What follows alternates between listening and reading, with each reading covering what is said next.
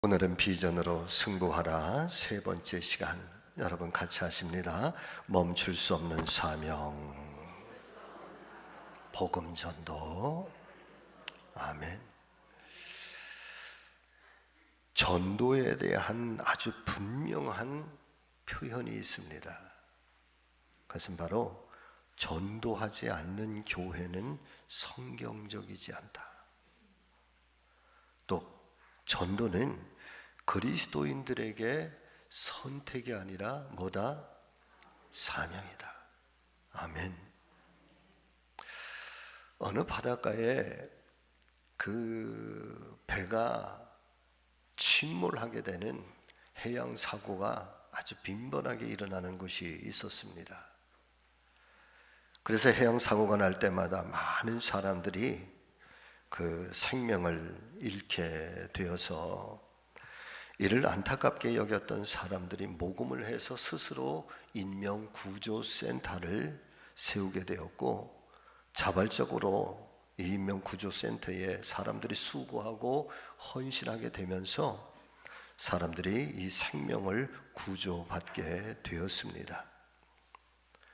이 소식은 점점 더 많이 알려지게 되면서 전국 각처에서 많은 후원금들이 들어오기 시작을 하였고, 사람들은 더욱더 신바람이 나서 이 인명구조 작업을 감당하기 시작하는데, 그러면서 시간이 지나가면서 점점 더 발전하게 되고 아주 크고 웅장하고 화려한 건물을 세우게 됩니다.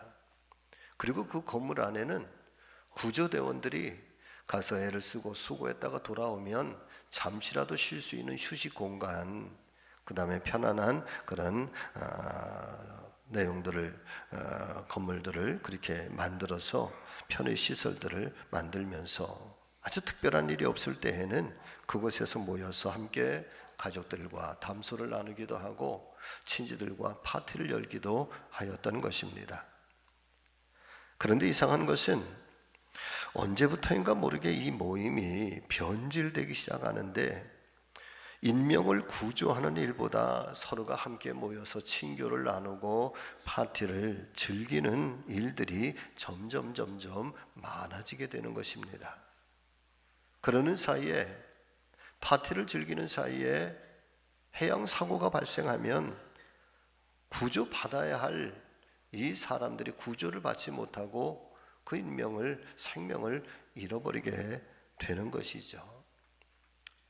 그래서 몇몇 뜻있는 사람들이 우리가 원래 초심을 잃어버렸다고 다시 본래의 목적으로 돌아가야 된다 그러면서 아무리 애를 써도 여러분 옛날로 돌아가지를 못하는 것입니다. 그러면서 또 다른 인명구조센터를 세워서 본래의 목적대로 우리가 사람을 구하는 일에 전심전력하자, 또 그렇게 시작이 되고, 또 세월이 지나가면서 건물이 지어지게 되고, 또 그 안에 휴식 공간을 만들고 그 안에서 또 파티를 열게 되면서 여전히 해양 사고가 나면 또 사람들은 생명을 잃게 되는 일이 빈번하게 일어나게 되는 것입니다. 그 또 다른 인명구조센터가 세워지고 또 세월이 그러면서 인명구조센터는 점점 많아지게 되었는데, 여전히 그 바닷가에는 해양 사고가 빈번하게 일어나게 되고, 일어날 때마다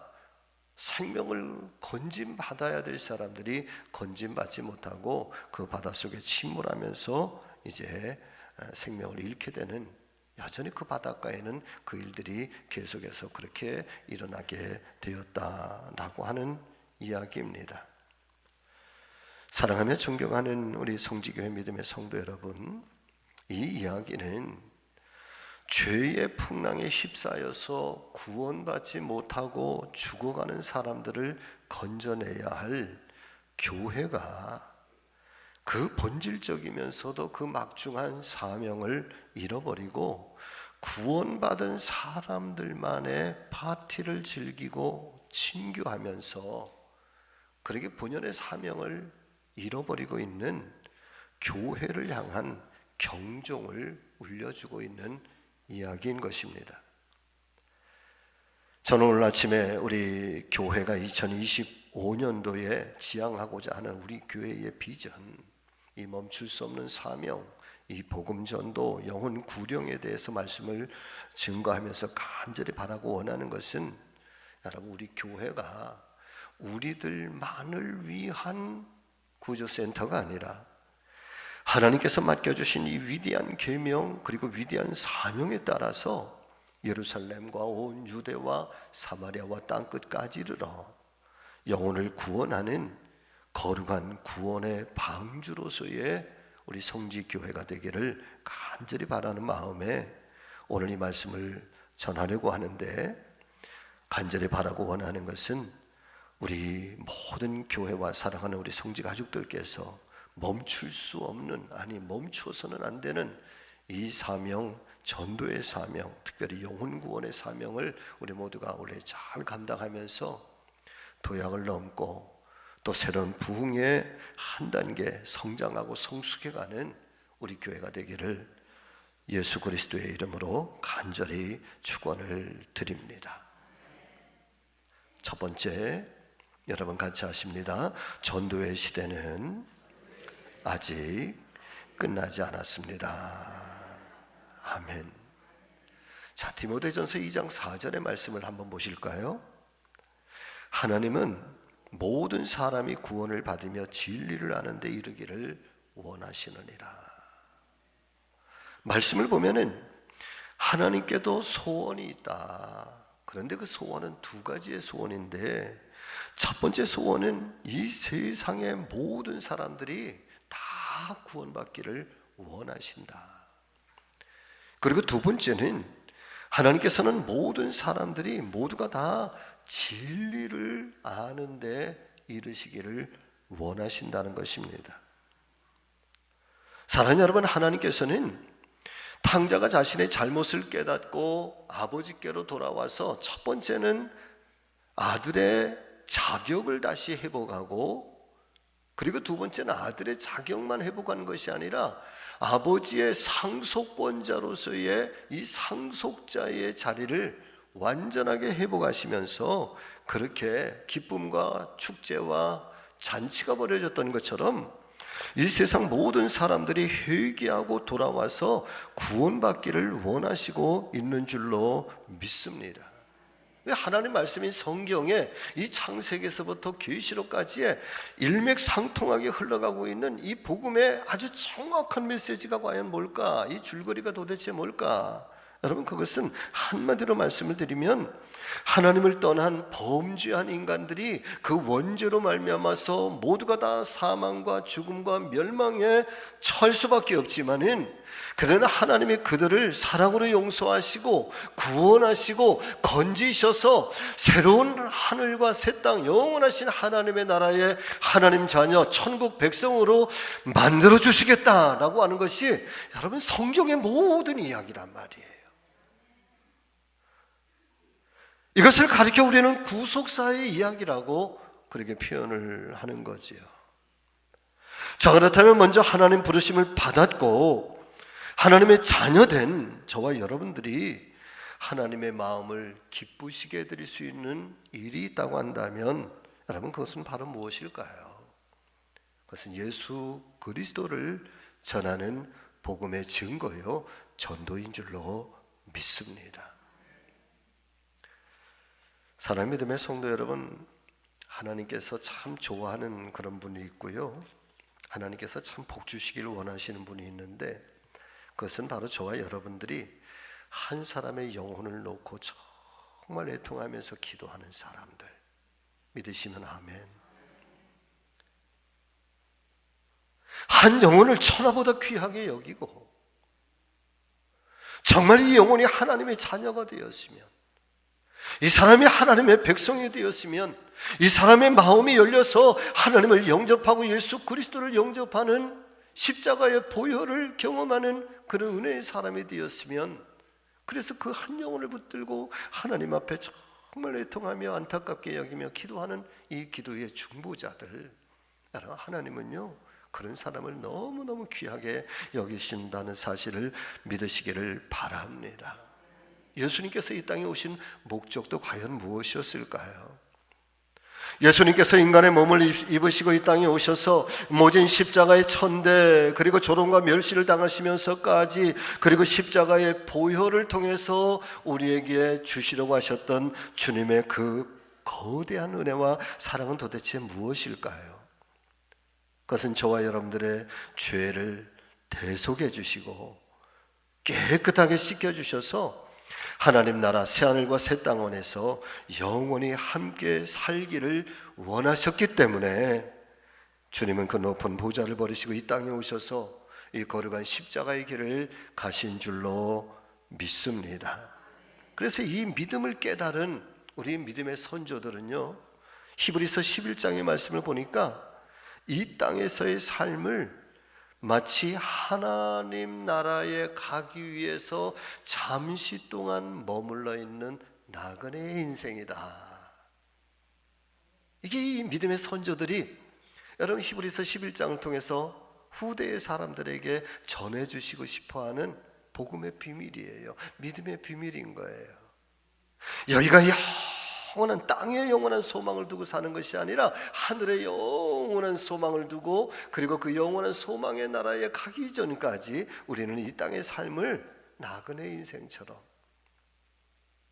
여기가 정착할 것이 아니라 그러나 여기를 딛고 마침내는 내가 돌아가야 할 내 영혼의 고향, 내 영혼의 본향, 그래서 그 나라에 가기 전까지 오늘 준비하면서 오늘 하나님의 뜻이 어디에 있을까? 하나님 어떻게 하면 내가 기쁜 삶을 살아드릴 수 있을까? 그러면서 오늘 한날 한순간순간의 삶을 성실하게 살았던 그런 분들, 그분이 우리 믿음의 선조들이었던 것이지요.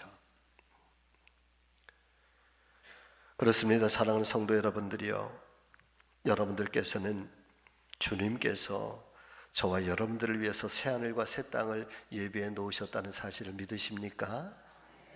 그리고 또한 사도 바울이 고백하는 것처럼 나의 달려갈 길 내가 다 달려간 후에는 나를 위하여 생명의 면류관을 예비해 놓으셨다는 사실을 믿으십니까? 자, 그렇다면 우리가 결코 잊지 말아야 될 것이 하나 있다고 한다면 여러분 같이 하십니다. 전도의 시대는 아직 끝나지 않았습니다. 아멘. 아직 끝나지 않았습니다. 많은 사람들이 한국 교회를 염려하면서 이제는 부흥이 어려운 시대가 되었다고 탄식을 합니다. 한국 교회의 정체는 이미 오래전부터 시작이 되었고, 코로나 사태를 정점으로 이제는 정체가 아니라 침체기에 들어섰다고 그렇게 탄식들을 하고 있습니다.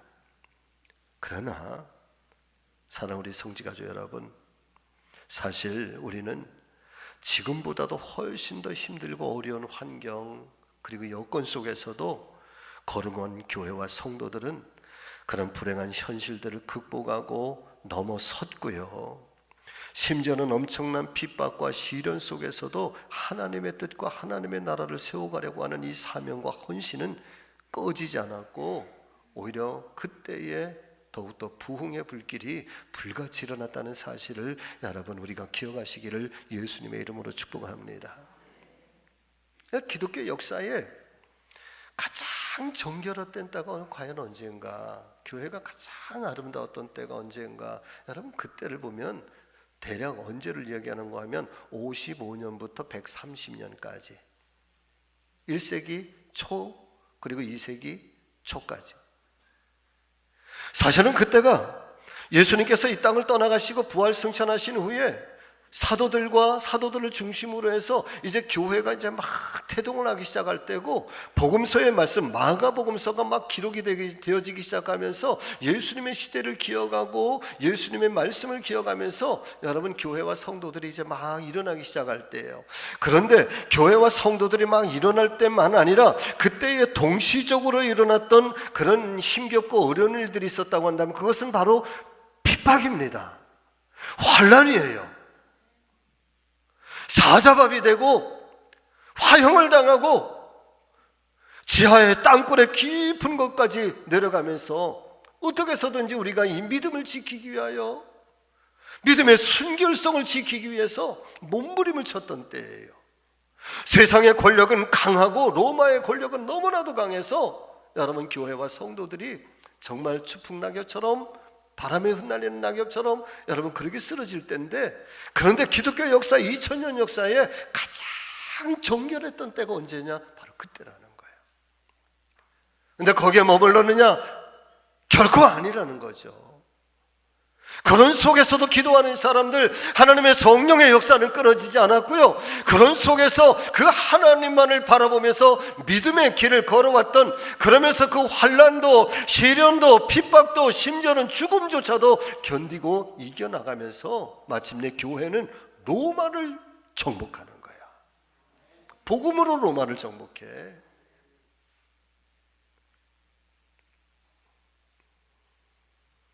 지금도 우리나라가 굉장히 힘들고 정말 어려운 때이지만, 그러나 저는 믿습니다.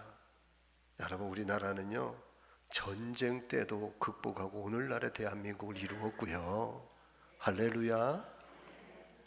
일제의 식민지의 35년 동안의 그 엄청난 치욕도 여러분 마침내는 승리하고 오늘의 영광스러운 대한민국을 만든 나라가 우리 민족이고 우리나라입니다. 여러분, 반드시 오늘의 아픔을 또 오늘의 어려움을 딛고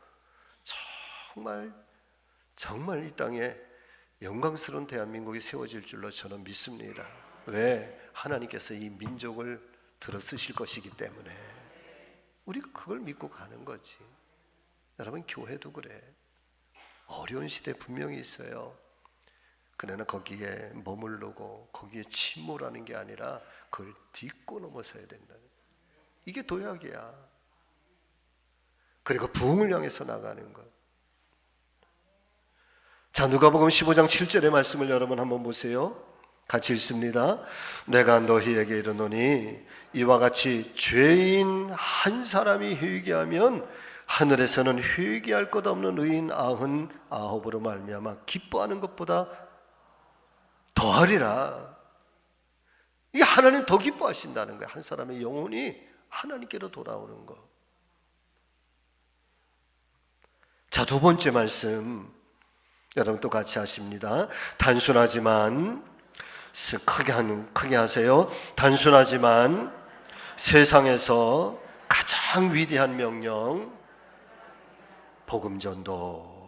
아멘. 자, 1장 8절의 말씀인데 여러분 또 같이 읽습니다. 시작. 오직 성령이 너희에게 임하시면 너희가 권능을 받고 예루살렘과 온 유대와 사마리아와 땅끝까지 이르러 내 증인이 되리라 하시니라. 아멘. 자, 사랑하는 성도 여러분, 오늘 말씀을 보면은요, 예수님께서 마지막 승천하시고 부활하시고 승천하시면서 그렇게 이 감람산에서 그렇게 승천해 가실 때 500여 명의 성도들이 동시에 그 장면을 목격할 때에 그때 마지막 예수님께서 들려주셨던 마치 유언 같은 말씀이 바로 이 말씀인 거예요. 저는 전에 목회할 때에 37살, 38살 된 아주 젊은 집사님이 계셨어요. 그런데 5, 6년 전에 유방암이 오기 시작하면서부터 그 암이 그냥 급속도로 그냥 확 온몸에 퍼졌어요. 나중에는 뇌까지 다 올라가서 온몸이 다 암덩어리예요. 앉아서 누워서도 잠을 못 자고 너무 고통스러워서 항암 치료도 뭐 방사선도 아무것도 할 수가 없어요. 그냥 마약성 진통제를 가지고 그냥 어떻게 견디는 거야. 그러다가 어느 날 임종 예배를 드려달라고 연락이 와서 제가 병원에를 갔습니다. 보통 임종 예배를 드릴 때는 병원에서 아주 특별한 독방에 이렇게 옮겨서 그곳에서 임종 예배를 드리게 돼요. 그런데 가니까 원래 입원했던 병실이에요. 이상하다. 그래 갔더니 가족들이 다 모였습니다. 근데 보니까 집사님이 뭐 혼수 상태가 아니라 눈도 동그랗게 뜨고 말도 또박또박하고 심지어는 아무렇지도 않은 것처럼 보여져요. 그러면서 이제 마지막 유언을 남기는데 엄마에게 너무 고마웠다고, 나 같은 딸 낳아줘서 너무 감사하다고, 내가 오래 살아서 효도를 해야 되는데 하지 못해서 너무 미안하다고, 내가 먼저 간다고. 그리고 칠공주야, 딸이 7이야. 언니들이 다 있는데 언니들한테 셋째인가? 그런데 언니들한테 너무 고맙고 동생들한테 미안하다고. 그리고 초등학교 다니는 어린 아들과 딸이 있는데 아이들 두 손을 꼭 잡고 엄마가 친히 이렇게 기도해 주면서 예수님 잘 믿고 할머니 말씀 잘 따르라고. 그래서 남편이 조금 늦게 와서, 남편이 저보다 늦게 왔어요. 그런데 다 얘기하고 남편을 이렇게 바라보더니 남편에게는 마지막 하는 말 딱 한마디만 하더라고. 에휴, 술 좀 그만 먹어. 술 좀 그만 먹어. 이게 남편에게 마지막. 물론 그 마음이 다 그 얘기 속에 다 담겨져 있겠죠. 자기 때문에 속상하고 그러니까 술로 달래고 그랬겠죠. 술 좀 그만 먹어. 여러분, 한 사람이 이 땅을 떠나가면서 그러면서 그게 보니까 여러분, 가족과 본인과 의사와 대한민국의 법이 다 이렇게 하면은요 안락사를 하더라고요. 그러면서 그 링거에다가 하얀 약물을 이렇게 주사를 하는데 그게 이렇게 들어가면서 잠을 자는 거예요. 잠을 자면서 안 깨어나는 거야. 이제 그게 이제 다 모든 것들이 멈추는 거예요. 그렇게 한 사람이 한 생명, 그 짧은 세월 살면서 마지막 떠나가면서 사실 하고 싶은 말들이 얼마나 많겠습니까? 그래서 마지막 남겨지는 그 한 분의 유언이라고 하는 것은 그분의 전 생애를 살아오면서 남기고 싶은 그분의 마지막 소원인 거예요. 그런데 예수님께서 지금 이 땅을 떠나가시면서 하시고 싶은 말들이 얼마나 많겠습니까? 그러신 주님이 이제 너희에게 성령이 임하시면 너희가 권능을 받아서 예루살렘과 온 유대와 사마리아와 땅끝까지 이르러 내 증인이 되어달라. 여러분, 이것이 주님이 유언같이 남기신 말씀이라고 한다면 여러분, 이 말씀을 오늘 우리가 정말 주님을 사랑하고 주님을 따라서 산다고 고백하는 그리스도인들이라고 한다면 이 말씀은 남다르게 우리의 가슴 속에 새기고 살아가야 될 줄로 믿습니다.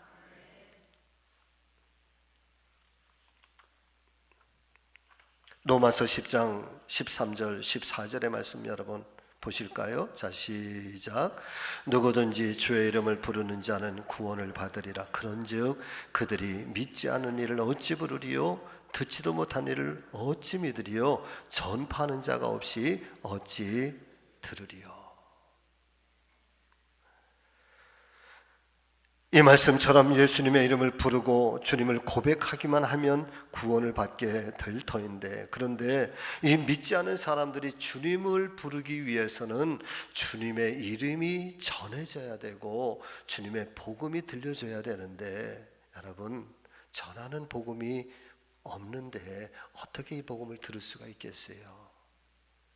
전하는 자가 없는데 어찌 복음의 소리를 여러분 들을 수가 있겠습니까?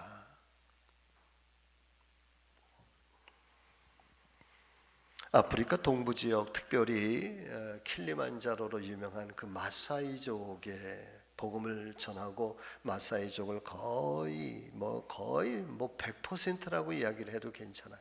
여러분, 마사이족이요 거의 100% 다 크리스찬들이에요. 할렐루야. 그런데 이 엄청난 역사를 이룬 분이 누구냐면 빈센트 도노반이라고 하는 선교사님이에요. 빈센트 도노반. 그런데 이분이 아프리카에 대한 선교에 대한 비전을 가지고 동아프리카에 딱 도착을 했더니 먼저 그 아프리카에 와서 복음을 병원을 세우고 학교를 세운 선교사님들이 계시더라는 거예요. 아, 선교사님들이 이렇게 먼저 와서 이렇게 병원을 세우고 그리고 학교를 세우면서 하나님의 거룩한 사역을 감당하셨구나. 그렇게 감동을 하고 있는데, 그런데 며칠 지나고 나는데 보니까 참 이상한 게 하나 있더래. 근데 그게 뭐냐면 병원도 또 학교도 잘 운영은 되고 있는데 보니까 예수 믿는 사람들이 없더라는 거예요. 크리스천들이 없더래요. 이게 왜 그러지? 그러면서 보니까 선교사님들이 오셔서 병원 운영하고 또 이 학교를 운영하느냐고 바빠서 정작 본질인 복음을 전하는 일은 못하신 거예요. 그래서 이 빈센트 도노반 선교사님이 안 되겠다. 그래서 이제 한 사람 한 사람 만나면서 예수 그리스도의 십자가를 증거하고 예수 그리스도의 부활을 증거하고 하나님이 당신을 사랑한다고 우리 다 구원받아서 천국 가자고 이 단순한 복음을 전하는데, 여러분, 우리는 단순하게 이 일들을 행하지만은요, 역사는 하나님이 하시는 거예요. 할렐루야. 이 속에 사람들의 감동이 일어나기 시작하고 이 짧은 복음의 말씀 앞에 이 마사이족들이 예수 그리스도를 영접하기 시작하고 나에게 세례를 달라고. 그런데 세례를 줄 때마다 여러분 감동이 일어나 자녀를 데리고 오고 또 세례를 베풀고 그러는 중에 어느 날 누가 왔는가 하면 이 마사이족의 추장이 찾아온 거예요. 할렐루야. 추장이 찾아왔어. 내가 복음을 들었다. 내가 예수 그리스도라고 하는 분에 대한 이 소식을 들었다. 나에게도 세례를 베풀어 달라. 그래서 기쁨으로 세례식을 행하고 났는데 이 마사이족 추정이요, 엎드려서 얼마나 많이 눈물을 흘리면서 감격을 하는지요, 그냥 거의 울어. 그러면서 눈물을 한참이 지난 후에 눈물을 훔치면서 이렇게 고백을 하는 거예요. 여러분 잘 보세요. 이렇게 소중한 생명의 복음을 왜 이제서야 우리에게 전하는 것입니까? 조금만 더 일찍 이 복음을 전해 주었다면 내 가족과 내 친구들도 다 구원을 받았을 텐데 왜 좀 더 일찍 이 복음을 우리에게 들려주지 않았습니까? 여러분, 이 책에 보면은 킬리만자로에서 피어난 그리스도교, 선교사보다 앞서가신다. 누가 앞서가신다? 하나님이 앞서가신다는 거예요. 교회와 성도들이 복음을 증거하지 않는다면 누가 증거하겠습니까? 복음을 전하는 사람이 없다면 누가 이 복음을 들을 수가 있겠습니까? 고린도전서 1장 21절의 말씀을 보니까 하나님께서 지혜에 있어서는 이 세상이 자기의 지혜로는 하나님을 알지 못하니, 그래서 하나님께서, 여러분 같이 하실까요? 전도에 미련한 것으로 믿는 자들을 구원하시기를 기뻐하셨도다. 아멘. 전도에 미련한 것, 우리가 볼 때 이게 얼마나 미련해요. 시장에 나가서 또 이렇게 시내 나가서 전도하면은요, 어떤 분들은 참 기쁨으로 받는 분들도 계셔요. 그러면서 수고하신다고, 저도 교회 다닌다고. 그런데 어떤 분은요, 이렇게 가면 제가 이렇게 예수 믿으세요, 복 받으세요, 하나님 나라, 하나님 당신 사랑하십니다 그러면 그냥 지내가면 되지. 그냥 손으로 탁 쳐. 얼마나 아프지. 겨울에는 아파요. 그것만 하고 가는 게 아니야. 뭐라고 꼭 한마디야. 아유, 재수 없어. 여러분, 왜 제가 재수 없는 사람이 됐어요? 늘 하루아침에 그냥 재수 없는 사람이 돼버렸어요. 저는 재수 없는 사람이나 재수를 주고 싶은 사람이에요. 할렐루야. 이게 이렇게 미련한 거야. 그런데 하나님은 이 방법을 통해서 세상이 복음을 알기를 원하고 구원받기를 하나님 기뻐하신다잖아. 우리나라에 최권능이라고 하는 목사님이, 아주 괴짜 목사님이 계셔요. 이분이요, 전도하는 걸 너무 사명을 알아. 그래서 어느 날에는 저 강원도 아주 깊은 산골의 화전민들에게 가서 복음을 전하러 가셨습니다. 여기 보니까 강원도 산길이 다 비탈지잖아요. 여러분, 강원도가 왜 감자가 유명하고 왜 옥수수가 유명한가 하면 감자 농사밖에 지을 게 없어요. 옥수수밖에 지을 게 없어요. 다른 거는 다 안 돼요. 그 척박한 땅에. 그래서 갔더니 그 산비탈에 그 불내 가지고 화전 그래서 이제 감자 농사하고 옥수수 심는데 가니까 한 50명 정도가 여기저기 막 흩어져서 밭을 일구고 씨앗을 심고 그러고 있더래요. 복음을 전하긴 해야 되겠는데 자기가 오는 거에 거들떠보지도 않더래. 그래서 최건능 목사님이 꾀가 났어. 그래서 다 보이는 쪽쯤 가가지고요, 거기서 갑자기 큰 소리, 아이고 나 죽네 그러면서 막 떼굴떼굴 막 굴렀대. 막 비명을 지르면서. 그랬더니 사람들이 일하다 말고 깜짝 놀라서 막 달려왔는데 한 50여 명쯤 몰려왔더래요. 자기 주변에 있는 사람한테 그때 그냥 벌떡 일어나가지고요, 이렇게 이야기를 했답니다. 손을 툭툭 털고 일어나서, 여러분 예수 믿으세요. 예수 안 믿으면 죽소. 그랬대. 그래 가만히 보니까 속은 거잖아요. 그래가지고는 화가 나가지고는 사람들이 그냥 이 최건능 목사님한테 때리려고 하니까 최건능 목사님이 막 또 도망가. 사람들이 막 쫓아와.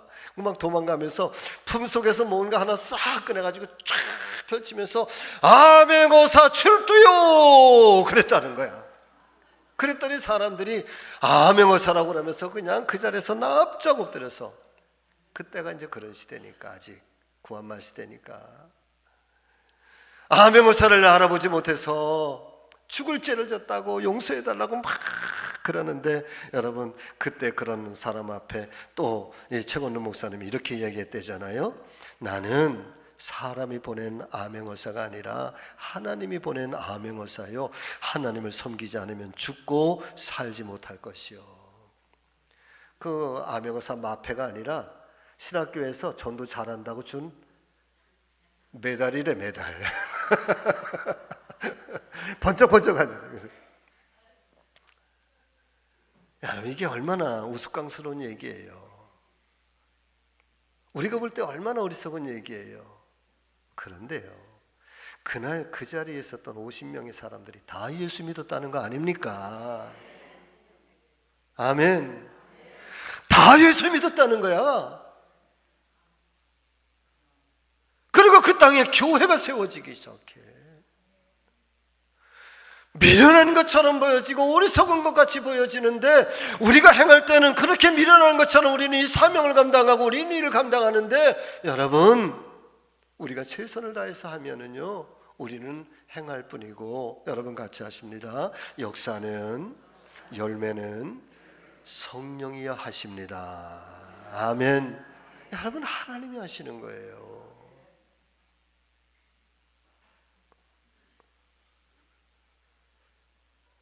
저는